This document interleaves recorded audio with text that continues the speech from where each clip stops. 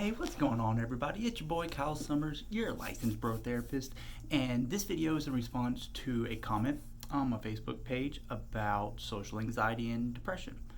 And so initially in my mind, I was like, okay, maybe I'll make two different videos of it, and I will. I'm gonna focus specifically on social anxiety, excuse me, in this video. But social anxiety and depression go hand in hand, and a lot of the individuals I work with who struggle with both social anxiety and depression, their social anxiety came first and their depression came as a result of the awareness of the perceived deficits that they had and how it was impacting their life negatively, so on and so forth. And what is social anxiety? Social anxiety is the persistent fear and worry about judgment from others. The fear of being embarrassed, humiliated, and pretty much any social situation can present itself as a frightening potential situation for someone that struggles with social anxiety. Public speaking, probably one of the most common phobias that people have. But social anxiety is not just manifested in the way of giving a speech in front of hundreds of people.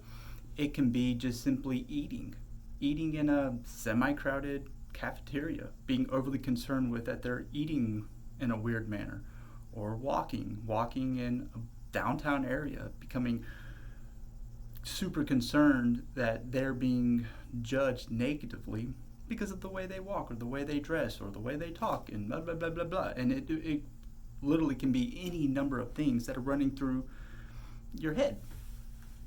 And to tackle social anxiety, the number one thing is to understand what's the driving force behind this automatic assumption that people are negatively evaluating you.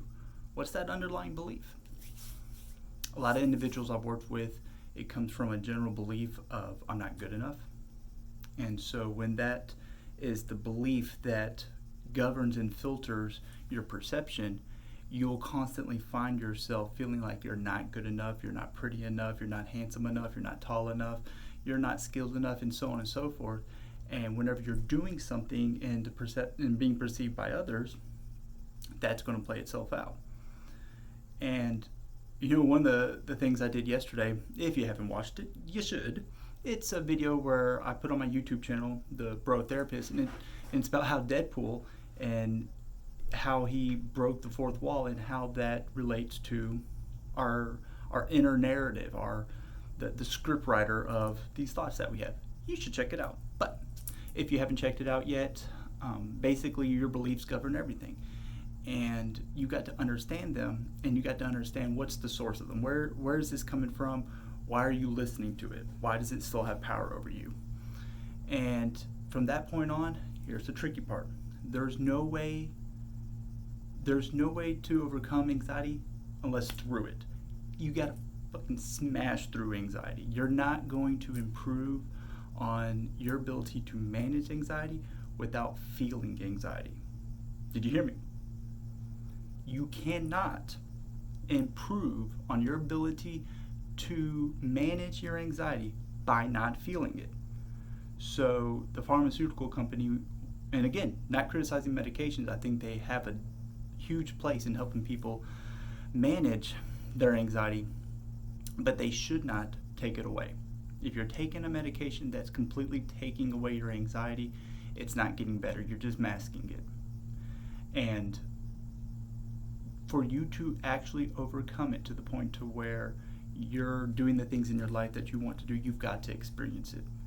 You've got to imagine yourself being on stage and just failing in every possible way and learning to be okay with that. Like, what if I'm on stage and I pass out?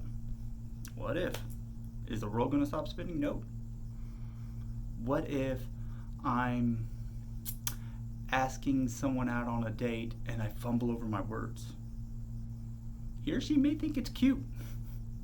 It probably won't get you slapped.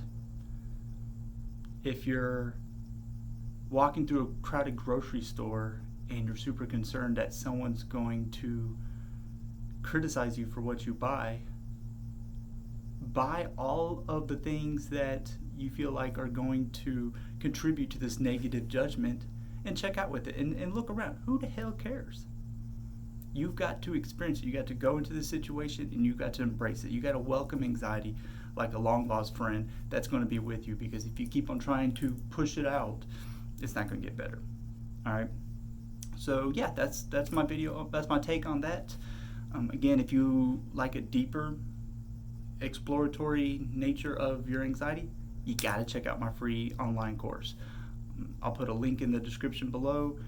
If you want to get a little bit more information, check out my YouTube channel, and just whatever you do, just stay tuned in. Learn as much about social anxiety as possible, because the more you know, the better it is. All right, guys, have yourself a fantabulous day. I got about 90 seconds before my next appointment, so I'll see you soon. Bye.